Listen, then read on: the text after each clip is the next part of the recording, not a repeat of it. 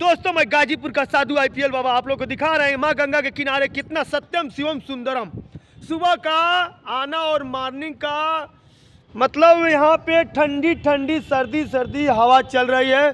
और हमारे एक बहुत मतलब अजीज बहुत क्यूट माँ गंगा के पावन तट में मिल चुकी हैं दीदी जी। और दीदी जी का परिचय आप लोग करा रहे हैं दीदी से। दीदी परिचय बताइए अपना। मेरा आपके नाम कहाँ रहने वाली हैं?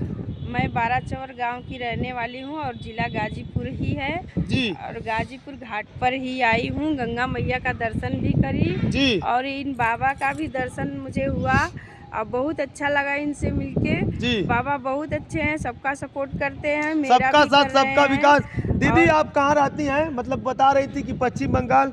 कोलकाता में रहती हूँ, जी। पश्चिम बंगाल कोलकाता में रहती हूँ। जी और मैं अभी देश पर आई थी जी तो दीदी के घर आई थी तो गंगा मैया के किनारे चली आई जी और सभी से बाबा लोगों से मिला हुआ। फिर आप लोग को मुझे भी सपोर्ट करना है। दीदी का कहना है कि जैसे आप लोग गाजीपुर के साधु को 8 मिलियन 10 मिलियन 35 मिलियन प्यार दुलार देते हैं और मेरा भी ये चैनल चलता है, हमको भी आप लोग प्यार दुलार दीजिए।